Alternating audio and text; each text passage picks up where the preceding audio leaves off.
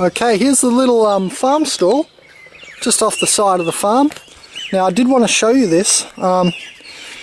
Awesome produce. I mean, look at this, $2 a bag. Now these are star fruit. That's not ripe, that's a nice green one. You can see that they turn a bit yellow. That's more ripe when they're yellow browning. But yeah, I've shot a video on star fruit as well, if you want to find out information about the star fruit. So that's just $2 a bag, all of this. That's a nice value, because I remember a girl in America, oh, it was you, Tina, you told me that one passion fruit was $4, so here we've got 4 for $2 in a bag. A nice sized passion fruit. And look at all these bananas for $2, all of those. So you can dehydrate them and stuff. Yeah, so I wanted to just show that star fruit, and you can see the dragon fruit there. A few dragon fruits. Yeah, nice little stall, and he makes pulp. He's got passion fruit pulp and stuff in the fridge there, or the freezer. So, I mean, it's just a good idea to utilise your space if you're a farmer, because we drive past homeless people are out there, and homelessness seems to be increasing, and I think it's a good idea for more people to start little stalls like this and utilise all the ground on their farm. So this is Ben from consciousazine, and I hope you enjoyed the little tour. Enjoy your day. And it is 2015. Hello everyone, Benjamin Kallenberg from consciousazine.com. How you going, guys? Today we're going to go on to the farm that I'm just working on these days. I just wanted to show everyone my new haircut before we go on there, because last time I've been shooting videos I've had a big beard. Okay, so we're going to go down to the farm that I've been working on. It's a PolyCulture farm, and that's the reason I want to show you guys, to show you some ways of growing and what's growing on down at the farm.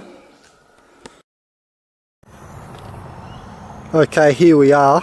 I'm going to show you the farm stall in a minute, but I just like how he's got a lot of random trees growing on.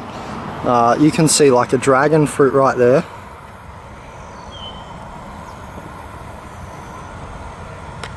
That's a dragon fruit cactus. We're going to have a look at the flower, and papaya, pawpaw.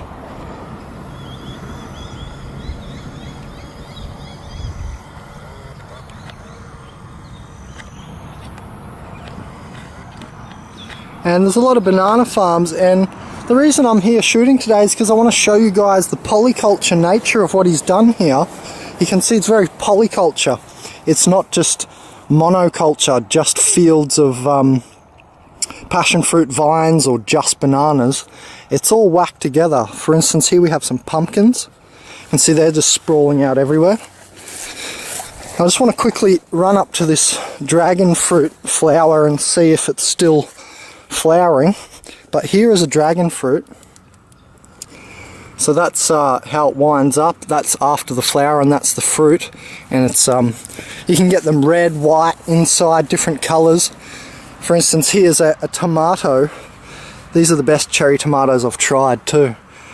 They're very sweet. A cherry tomato tree just hanging over what looks like an orange tree. So,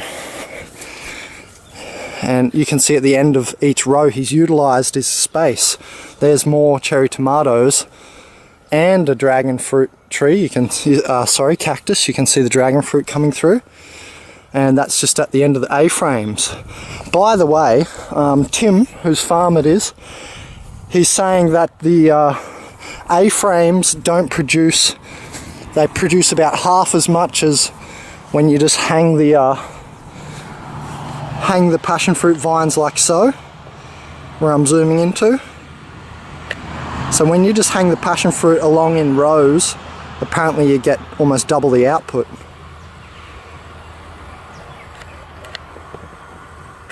So there's lots of little fruit trees around. They're like lemons, limes, and some oranges.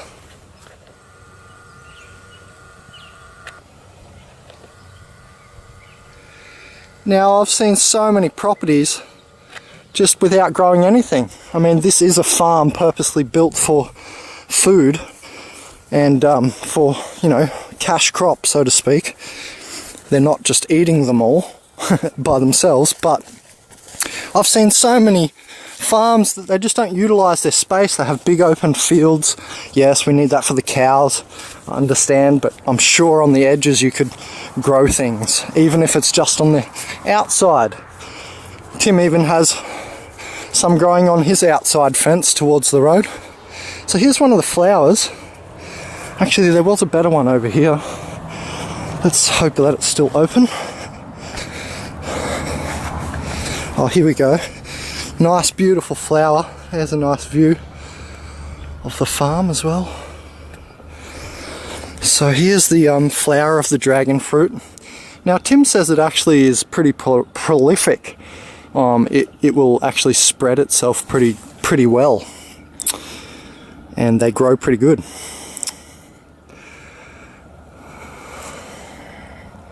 So there's the beautiful dragon fruit flower, and yes, that will turn red like we just saw the fruit before. They'll always have this one thing here, one little flower inside the flower. It's a very beautiful plant there. So yeah, I just really wanted to show that. That's the reason for this video, how he's set up, you know, to utilize space. He's got some grapes up in here. Let's see if there's some grapes. See if there's any ripe grapes. Pardon me. So these passion fruit vines, the leaves, the rinds of the fruit, even, you can use as a sedative to help you sleep. A few of these. Now, he said he didn't keep selling these grapes because they're sort of too ephemeral, and they you know, by the time they break in the bag and they split when you're picking them. So, but they're good for just foraging.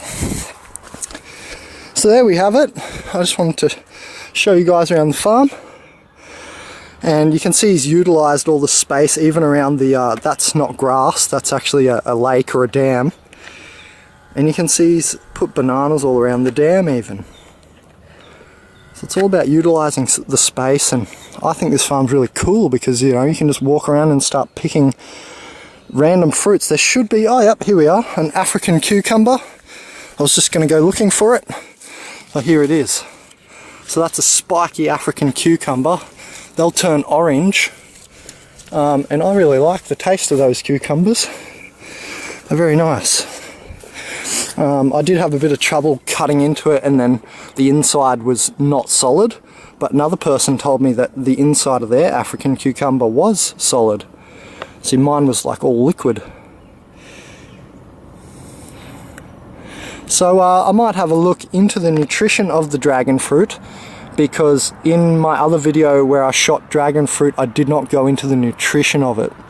Tomatoes, if we want to quickly discuss tomatoes, well, they've got that nice niacin, what's that, B6 or B5 vitamin, and you know, when people detox, they usually take niacin straight up to 500 milligram or milliliters, I think it is, for detoxing. So if you want to just do it the natural way, you could eat a whole load of tomatoes. And apparently niacin tickles your cells, tickles the cells open, and releases toxins. So it tickles the fat cells, so it's actually releasing the toxins from your cells, and that's what the niacin does. Anyway, we'll have a look into the dragon fruit health properties and nutrition. So I hope you liked looking at the farm I've been picking. Alright, hello guys. We're just going to do a really quick research on the dragon fruit, also known as the pitaya. So let's just check what Wiki is showing, and there's the inside, in case you've never seen them.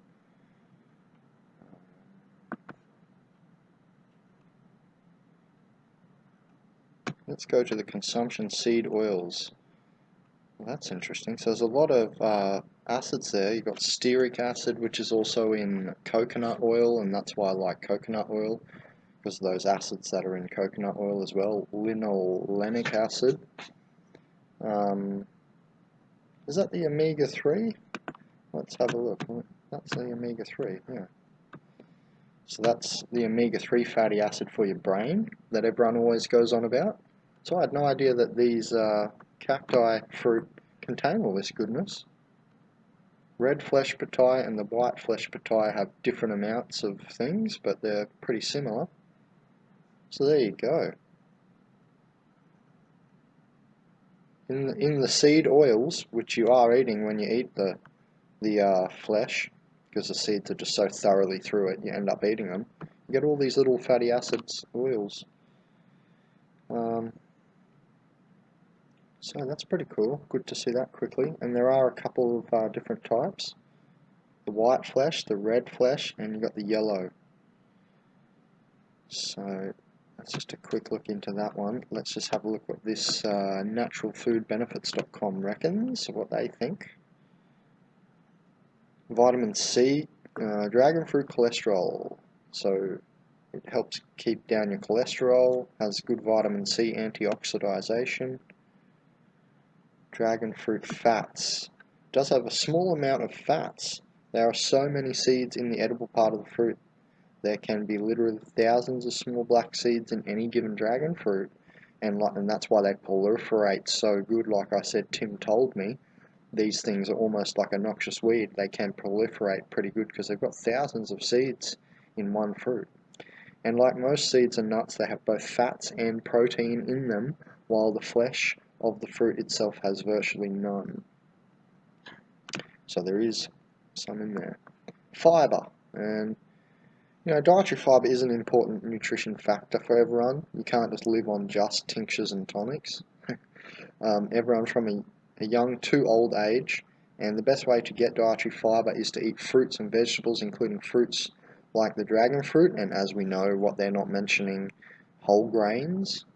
But anyway, like many fruits, dragon fruit has lots of dietary fiber, with almost 1 gram of fiber per 100 gram of fresh dragon fruit. So there's a bit in it, but it's not the most spectacular fruit. And look at this. This is a nice little fruit list here on this website that I just saw. So let's go to the mangosteen, for instance. Remember I mentioned carving up the rind into a tea or for the passion fruit as a sedative. There's a certain type of incarnata, I think it's called, variety of passion fruit where what Tim is actually trying to develop, and this is secret, I shouldn't be saying this, he's trying to develop into a bit of a sort of sedative. And I took a couple of leaves and it was almost like a Valium or something. It was a very hard muscle relaxant and made you very drowsy. So mangosteen is not like that, but you can also make a tea out of the rind, and a lot of people in Southeast Asia will get on that on their deathbed and swear by it, so to speak. And let's have a look why. Health benefits of mangosteen. Look at this.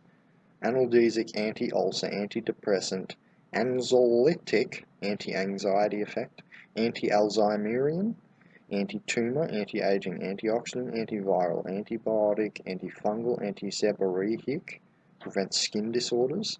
So for my friend Rochi, who's working on the farm, who's got psoriasis, these might help. Anti-lipidemic, anti-atherosclerotic, prevents hardening of arteries. Cardioprotective, hypotensive, blood pressure lowering. Hypoglycemic, anti-diabetic effect, helps lower blood sugar. Anti-obesity, anti-arthritic, anti-osteoporosis, anti-periodontic, periodontic, prevents gum disease. Anti-periodontic, anti-allergenic, anti-calcilytic, prevents kidney stones. Antipyretic, fever lowering. Anti-Parkinson, anti-diarrheal, anti-neuralgic, reduces nerve pain. Anti-vertigo, prevents dizziness. Anti-glaucomic, prevents glaucoma, which is that eye disease. Actually, Jake, Tim's son, has got glaucoma. So, actually, I might think that this is a bit synchronistic. where two of the farm workers have ended up in this list being able to benefit from this fruit, the mangosteen, which you guys can buy actually not at your dad's farm, Jake, but you guys, for, you know, if you're going to go buy the mangosteen, you can get it up the road at Tropical Fruit World. So it's anti-glaucomic, so it might help. And it also says prevents cataract, so anti-cataratic. And it has a synergistic effect on the whole body. So synergism is defined by, say, one part and another part coming together to create like a more than the sum of the parts action. So anyway, there's a quick research into that. I've learnt a lot about banana trees. I mean, they walk. They walk on land. You can see all these suckers here, or pseudostems. Let me zoom out. So all these pseudostems off the main tree with the bunch of bananas, and it's amazing. It comes out with one big flower into all those, it comes out with one big stalk into all these little flowers into the bananas. But yeah, they walk on land, these things, and they're very high vibration. You can remove warts with the inside of the pith of the banana if you just sort of leave it on warts. You can, what else was I going to say? Oh yeah, you can, apparently according to Happy High Herbs, you can smoke the pith of the banana and actually sort of get a bit of a relaxing so-called high off it, but it's not like cannabis or something. Just apparently a bit of a smooth smoke, although other people have reported just a headache. So yeah. Anyway, and you know, the pawpaw, I've said in my other videos lots about the papaya, carica and pawpaw. 50 amino acids, and you can eat this whole thing, the whole tree. You could eat it if you really wanted to. I have chewed on a stalk. It doesn't taste the best. The leaves don't taste the best, but it's very good medicine, very anti-cancer. Now, another thing about this is cool. Let me just snap one of these off. You see that that's hollow? Now, in my video on papaya carica, I said it's a very shamanic plant. Just the feel of it. And why? Well, here's one reason why. Because you can turn this into a pipe and you can actually smoke the leaves. And you know, it's not too good. It's not like cannabis yet again, or something like that. You don't get high really. It's a bit of a lackadaisy, relaxed sort of smoke. You get a bit that weird wobbly sort of feeling, and relax a bit. But yeah, I thought that's interesting. You know, that's hollow. Some people told me about that. I forgot, because I've been picking them, dehydrating them, and you know, I didn't really pay attention. And then I've realised, oh yeah, you could make that into a pipe, hollow out this end part, hollow out the end part, and put the leaf in the actual stem and smoke it.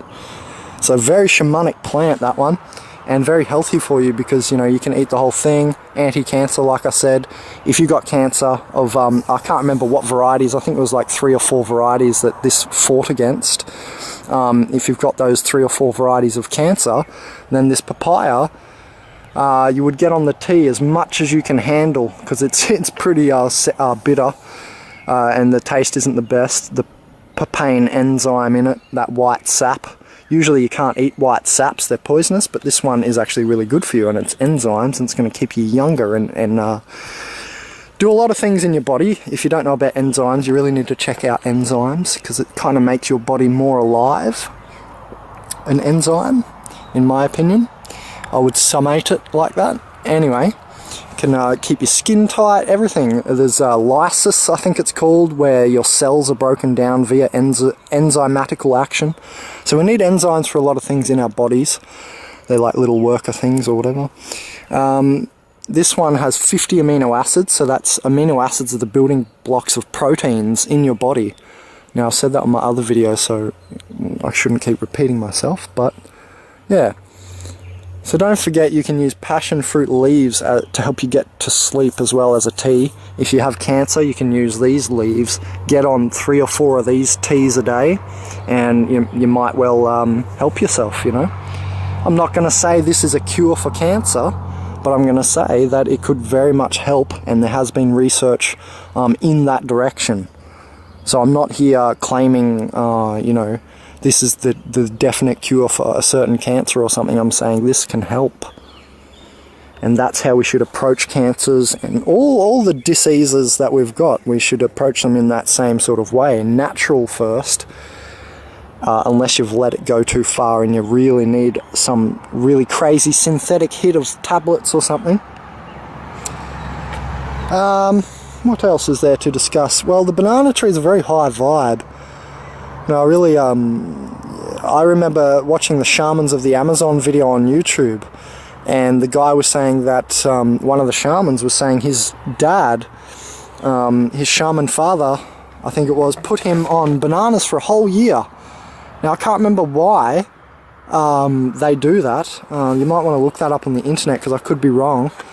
But I think it was to sort of, you know, clear them out and raise the vibration of the shaman. And... well, I've just been thinking. Tina said to me from the Peace Bunny page in consciousazine.com, she said, "What have you learnt about the bananas?" I love you, Tina. You're so good to me. I love how you concentrate on the great work. When you do that, I really enjoy your company. Anyway, she was saying, what have you learnt about them and what are the bananas teaching you? And you know, I had a sort of sudden realisation. Yes, everything does come across my path for a reason. And so, I don't know, maybe they've been a bit underestimated. We only sell them for $2 a kilo and $1 a kilo and stuff. Because they're everywhere, we sort of look straight past them. What's right in front of your nose couldn't possibly be the answer, could it? What's growing right in your front yard couldn't possibly be the answer to your disease, could it? It's funny, in the end, how it all works out. He's got stuff like chilies and eggplants. There's all sorts of stuff going on in here. Over here near the white outhouse that you can see there. So this is Clothiers Creek. Clothiers Creek Road. We're on the Tweed coast. T-W-E-E-D, Tweed. Near Tweed Heads, but we're down towards Byron Bay a little bit more. And yeah, he's got a very nice farm stall out the front. This is actually my favourite farm stall all around this whole coast and Gold Coast and everything. Best food, best farm stall I've found. So, I mean, he's selling things from dragon fruit, which I don't see sold like barely anywhere. Basically, I have not seen dragon fruit really sold anywhere much, but and I remember the thing that got me into this guy's stall was the tomatoes. They're very sweet tomatoes. I really like the sweet tomatoes. So here's the farm. There's more over the back, but we're not going to go up there. So I hope you all enjoyed learning a bit and seeing how I think you should grow. You should utilize the ground.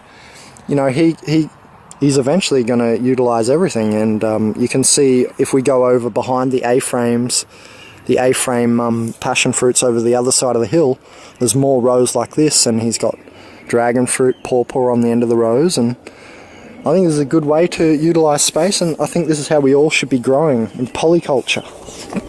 Now, this isn't all organic.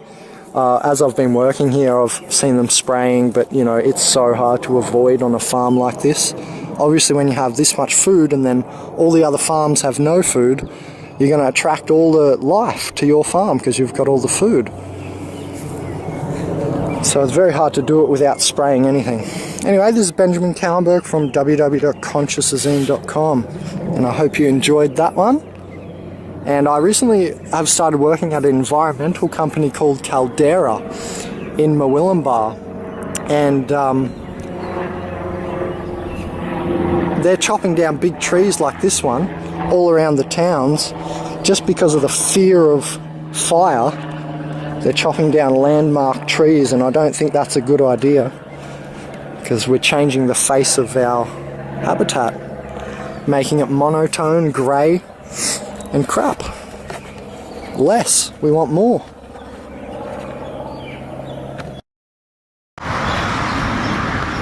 Alright, I just wanted to show a picture of problems that can happen to your passion fruit that Tim's got up on the wall here, in case, you know, it can help you guys foresight some possible damages that might occur to your passion fruit. So you can just sort of see how they run it professionally.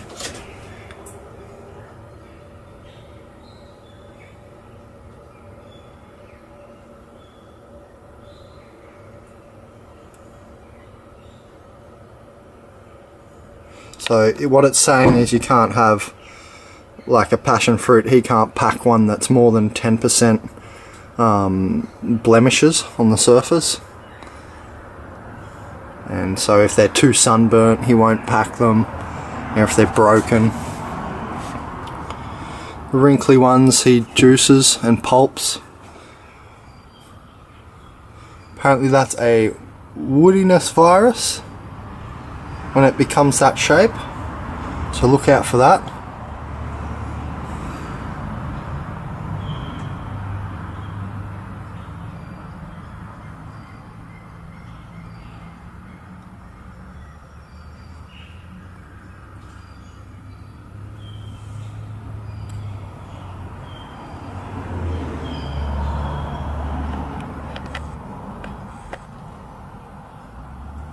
Mealybug and life insects.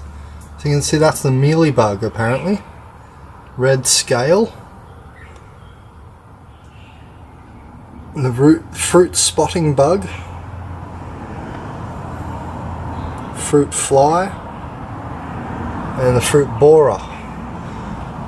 So there's just some things to look out for on the grades. So here's the processing grade.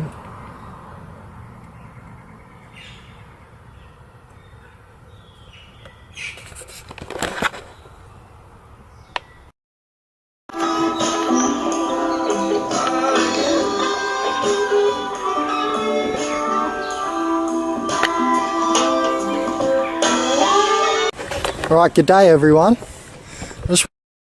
Alright, g'day everyone. I just wanted to show some things around the farm.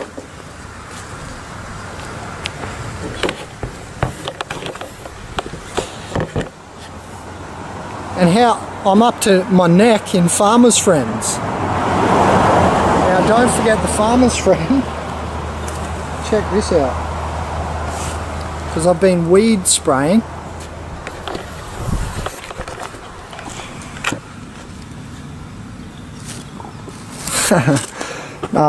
You can eat these, the Bandit spilosa, but I don't eat those parts. I eat the leaves. And one researcher in my Bandit spilosa video already mentioned this, but one researcher named up to 90 interactions of Farmer's Friend known as Bandit spilosa. It's known as Farmer's Friend, but it's Bandit spilosa. And I eat the leaves. And there's up to 90 interactions with the human body, which is actually quite a lot. I challenge you to find another food plant that has all these interactions and medicinal interactions with the human body. And you can see they grow wildly. This is just completely filled with them. So they're everywhere. I'm just going to get the assay of this. Can I be in your video, man? Oh, you can be in the video. Look, there's Josh. What about me? Look, oh well, here's Rochi. Fine young men of the farm. And so I just thought some people might be interested in this because I always read these things for the future so I can remember what to use. And I have heard of this before. It's dolomite. And we sprinkled this out in a cup over the entire sort of plantation today. In all the passion fruit rows and the bananas up there. I can focus this camera better. There we go. So we just went around the fields. There's Josh again. Look at that fella. Something wrong with him.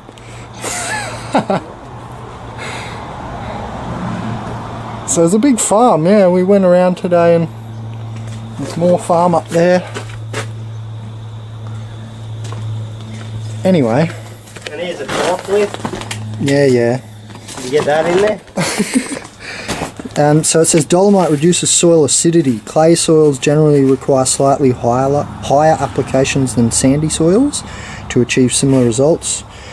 Dolomite neutralizes the acidifying effects of heavy applications of most chemical fertilizers. Dolomite supplies magnesium and calcium, which are essential plant foods. Remember, magnesium and calcium are alkaline minerals.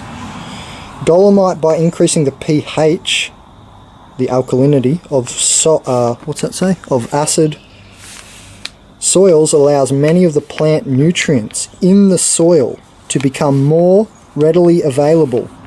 These nutrients include nitrogen, phosphorus, potassium, sulfur, calcium, magnesium, and molybdenum. Dolomite applications also prevent manganese, iron, and aluminium toxicity.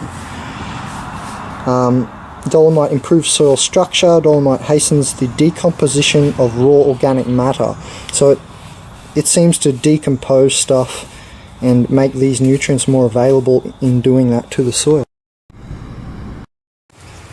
Alright, hello everyone. Benjamin Kallenberg from www.consciousazine.com, and we're going to go up the hill on the farm here. We're going to go have a look at some plants and discuss some properties of some plants on the way. So here's some taro. It's one of the most, I think it's the most popular or the most eaten root vegetable in the world. I got told that you can't eat the variety with purple specks because it produces butane or something. So if they've got purple specks, don't eat them. There's some Chinese celery. It's been sprayed, but if it wasn't sprayed, you'd just eat the top, eat the leaves. The Chinese celery there.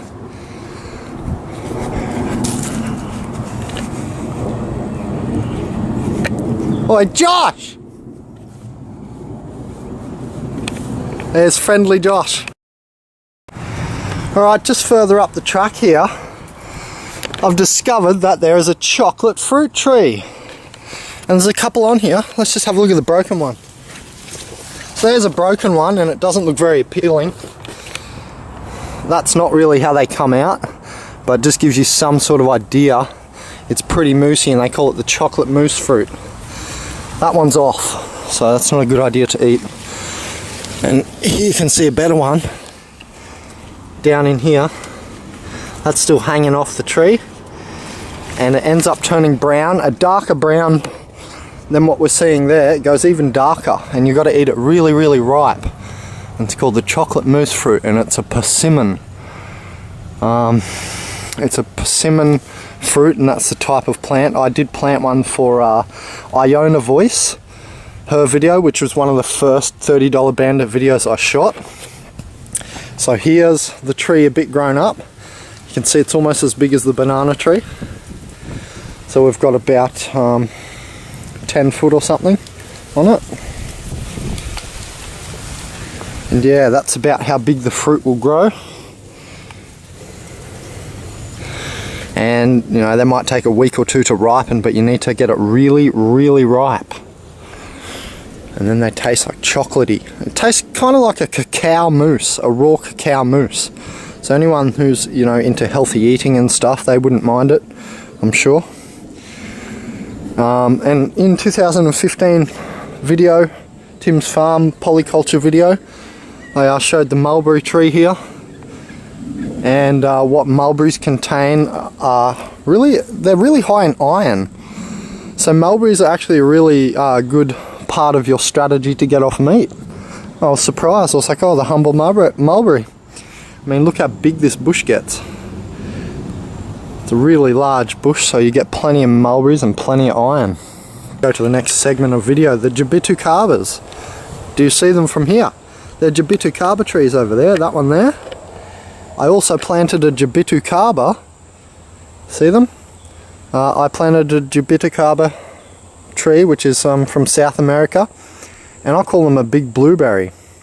I planted one in another video, 2014, my PolyCulture garden up the road, which was actually just up the hill. Let's just go have a look at these Jabitucaba fruit. because a lot of people probably haven't seen them. And I call them a big blueberry because they look like a big blueberry. So if you look here, just pick one off,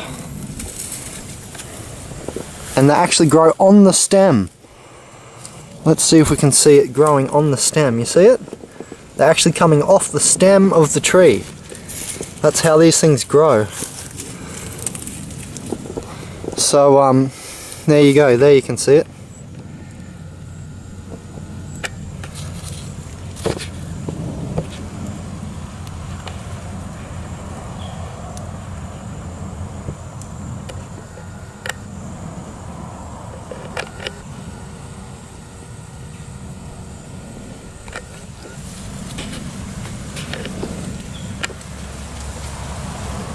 And when we crack it open, see, it's like a big blueberry. It's just white inside. Now it is actually like a big blueberry because they have antioxidants. A new depth side, and it tastes delicious too, by the way. A new depth side was found in this, and a depth side is an anthocyanin, and an anthocyanin is an antioxidant. And that's stopping us rusting from the atmosphere. Every time we breathe the air, we get positive charge in our body, we get rust, oxidative stress. And you can look into ORP and all these other acronyms like oxidative reduction potential and all this stuff. But basically, I walk around in socks, if not bare feet, to ground out. Now I just keep the socks on sometimes to stop some, you know, little worms and parasites trying to latch onto your super cyborg machine here, and be part of your body. So you know, it's just another preventative layer. And you know what these things taste like? They taste like lychee a bit. They taste pretty much like a lychee, the lychee fruit. So when you're grounding out on the barefoot on the bare earth, or even with socks, you get negative charge back, and it's also an anti-oxidation strategy, by the way. So antioxidation is not just eating certain things. Antioxidation is certain meditative breathing techniques also, which I've shown in my $30 Bandit food plant teaching video on antioxidation, which I talked about a few, on that video I talked about a few berries and breathing antioxidation. Whew. Okay, so there are some other trees down there I wanted to show you guys, which are also in another video I've shot, the star fruit. And they're actually down there. Let's go have a look. We're going to have a look on the camera. It's that bird.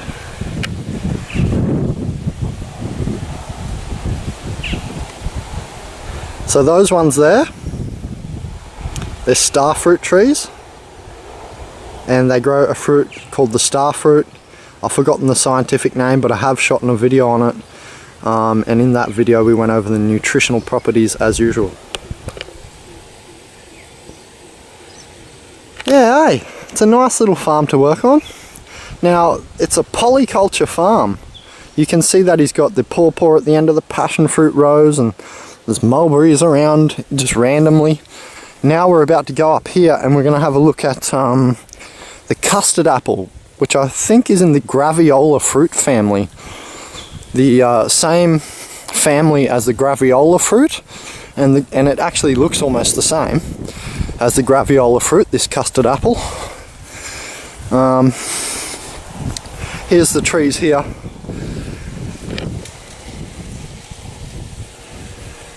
So there's one.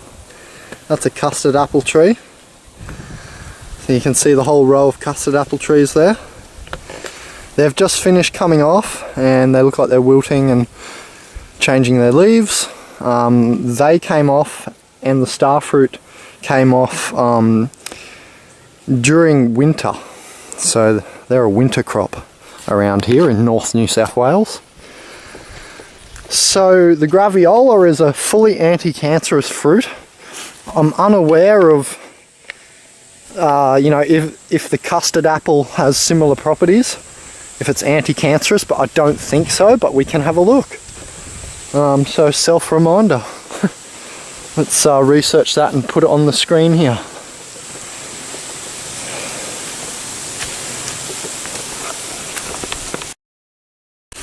Alright, just way up the top of the hill here.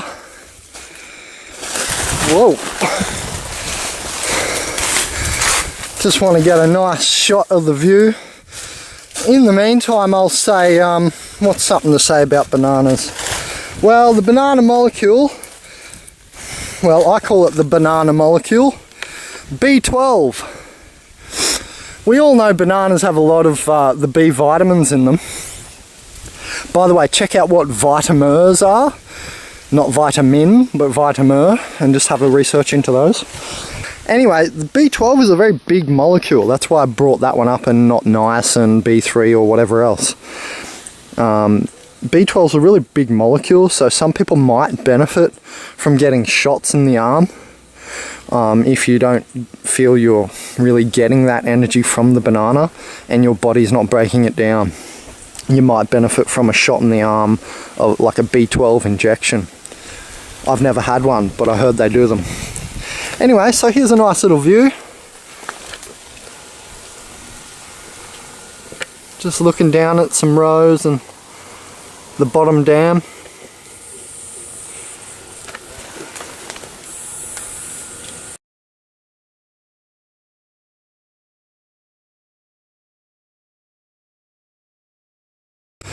Oh, lastly but not leastly, I guess I can add this in. See this tamarillo tree here? It's a tree tomato. You'll know by those leaves. With the tamarillo, you want to tip them quite often. I think this one might be splitting already into 2 branches. So I'm going to leave them, but otherwise you want to tip them really often. That would be a great place to give it its first tip, because otherwise it gets really just long single branches with not much food. So if you tip them, it'll have heaps of branches and heaps of food. And in case no one has seen it, this is how you eat a chocolate fruit, chocolate mousse fruit, or black sapote, or sorry, black persimmon. So it's really soft, and that's probably just not ready yet, so I'd wait a little bit longer and it'll taste like chocolate mousse.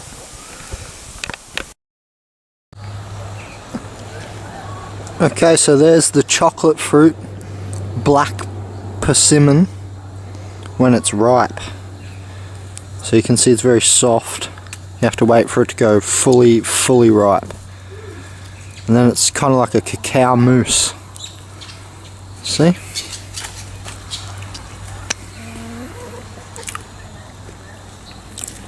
Mmm.